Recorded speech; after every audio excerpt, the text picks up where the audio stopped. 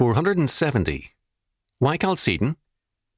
Chalcedon Report number 363, October 1995. Why the name Chalcedon for an organisation to foster theonomic Christian reconstruction? The choice was entirely mine, because at the time no one else was involved in the effort. The name Chalcedon comes from the Church Council of AD 451, whose purpose was to formulate theologically and philosophically the biblical doctrine of the nature of Jesus Christ. In the Foundations of Social Order, Studies in the Creeds and Councils of the Early Church, 1968, in the chapter, The Council of Chalcedon, Foundation of Western Liberty, I deal with this more fully. Common to antiquity was the divinization of the political order. There were variations in the form this divinization took. That is, it could be the ruler, or the office, or the civil order that was divinized. But, in some form, the social order was a divine human one.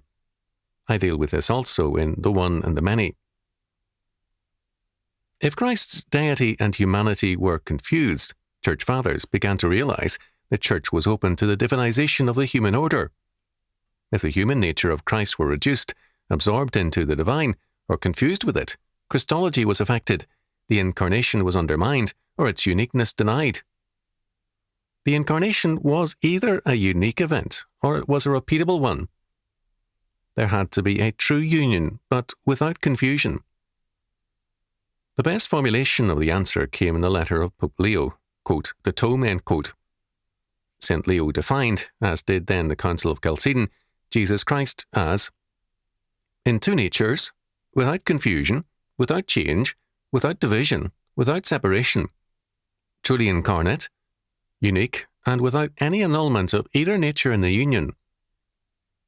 The implication of this statement was that no reproduction of this divine human union in the Incarnation could legitimately be claimed by any Christian group.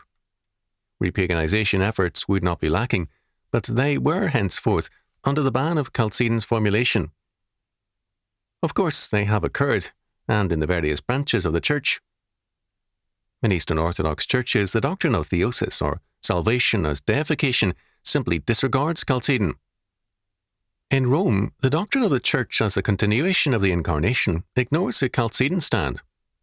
Protestantism is quick to condemn Rome's position while reproducing it with its concept of the Church as a body of Christ.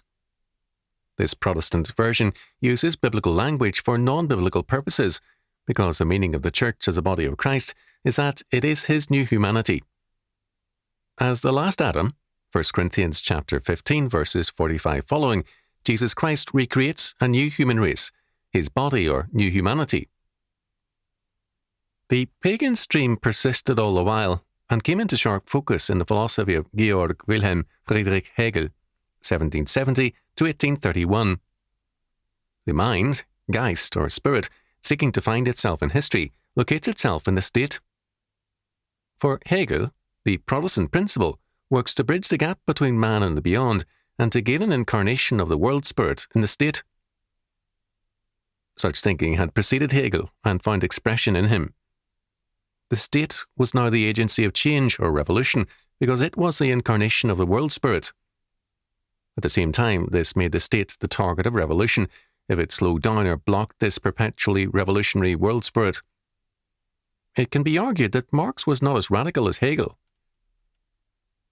We live thus in an age whose faith and spirit require perpetual revolution for a perpetually new world order. The American Unitarians, quote, respectable, end quote, gentlemen all, saw this clearly.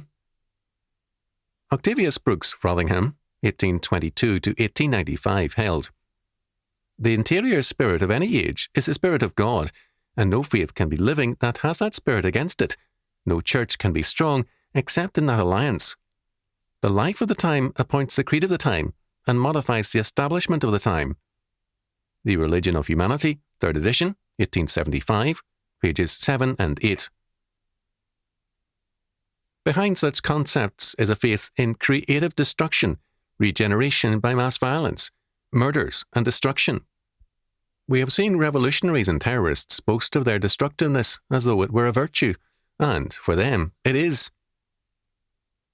As against all this, Chalcedon represents a faith that begins with the premise that all men are sinners, totally depraved, that is, Every aspect of their being is tainted by sin and in need of salvation. Only one, the God-man Jesus Christ, can make atonement efficaciously. He alone can save them from their sin.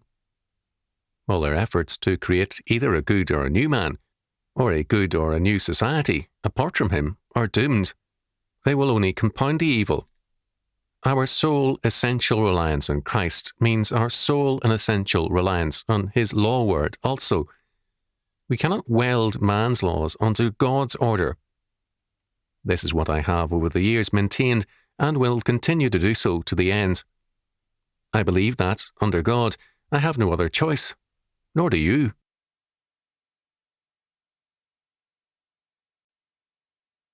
This has been a Chalcedon Foundation production, produced by Grace Community School and Nicene Covenant Church.